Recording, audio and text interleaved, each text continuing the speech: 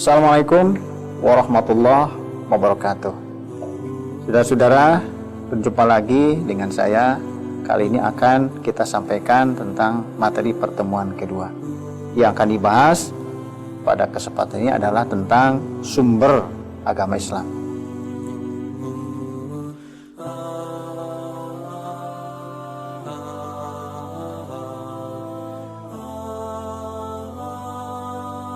Apa saja sih yang menjadi sumber agama Islam? Ada 3 yang dijadikan sumber di dalam agama Islam. Pertama adalah Al-Quran, yang kedua Al-Hadis, dan yang ketiga adalah ijtihad. Apa itu Al-Quran? Sudah kita maklumi dan kita pahami, bahkan mendengar sejak kecil bahwa Al-Quran itu adalah sumber agama Islam. Al-Quran dari bahasa Arab, qara'a yaqra'u Qur'anan, artinya bacaan. Di mana Al-Quran ini adalah merupakan kitab suci agama Islam. Al-Quran adalah firman Allah SWT yang diturunkan kepada Nabi Muhammad SAW, disampaikan kepada manusia dengan jalan mutawatir, sebagai mukjizat dan menjadi ibadah bagi orang yang membacanya.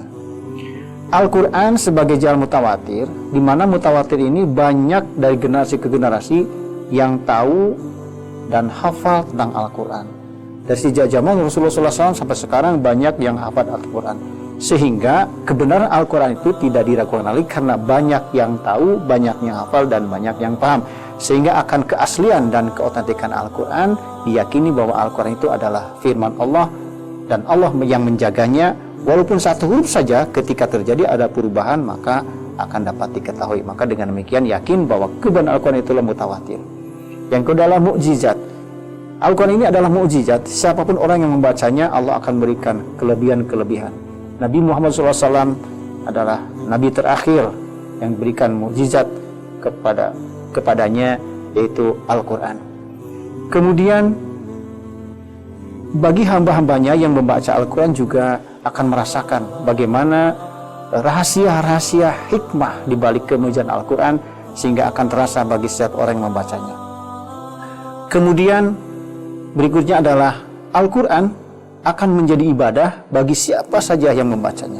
Walaupun membaca misalnya 1 ayat, 2 ayat, apalagi banyak, itu Allah akan memberikan pahala. Berbeda dengan bacaan-bacaan yang lain yang belum tentu Allah berikan pahala. Tapi ketika setiap muslim membaca Al-Quran, maka Allah akan memberikan pahala. Alangkah bagusnya kita membaca Al-Quran sering. Syukur setiap saat, kalaulah setiap malam atau setiap pagi atau siang menyempatkan diri, maka itu adalah baik ketika kita membaca Al-Quran. Yang kedua sumber agama Islam adalah Al-Hadis. Al-Hadis ini adalah berita tentang perjalanan Nabi Muhammad SAW. Yang disebut dengan hadis adalah sesuatu yang disandarkan kepada Nabi Muhammad SAW, baik ucapan Nabi Muhammad SAW, perbuatan beliau, maupun takrir ketetapan lainnya, selainnya. Oleh sebab itu maka apa yang diucapkan dan apa yang diperbuat, apa yang ditetapkan Nabi Muhammad SAW itu menjadi hadis. Dan hadis ini adalah sebagai sumber kedua di dalam agama Islam. Yang ketiga adalah ijtihad. Ijtihad ini adalah mengerahkan segala kemampuan berpikir untuk mendapatkan hukum syara dengan jalan istinbat atau menggali secara mendalam. Kenapa ada ijtihad? Setelah Rasulullah SAW, Nabi Muhammad SAW wafat, maka muncullah dari kalangan para sahabat, juga sampai tabi'in, kemudian kepada kita, para ulama sekarang ini, sementara kasus dan permasalahan makin kesini makin banyak dan makin bermunculan. Sementara kalau zaman dulu ketika ada Nabi SAW, permasalahan langsung ditanyakan kepada beliau, dan di saat ini tidak bisa. Maka para ulama berijtihad bagaimana untuk memberikan keputusan hukum tentang kasus-kasus yang muncul semakin kompleks pada saat sekarang ini. Maka dengan apa jalannya? Yaitu dengan jalan ijtihad, di mana para ulama mengerahkan kemampuan berpikir untuk memberikan jawabannya dengan bersumber kepada Al-Quran dan Al-Hadis, sehingga ijtihad tersebut tidak menyimpang dari apa yang telah difirmankan Allah, apa yang telah disabdakan oleh Rasulullah Sallallahu Alaihi Wasallam. Demikianlah untuk pertemuan kali ini yang dibahas tentang sumber agama Islam, yaitu Al-Quran, Al-Hadis, dan ijtihad. Untuk itu pertemuan yang kedua ini dicukupkan sekian. Dan saya tutup dengan membaca hamdalah. Alhamdulillahirabbil alamin. Assalamualaikum warahmatullahi wabarakatuh.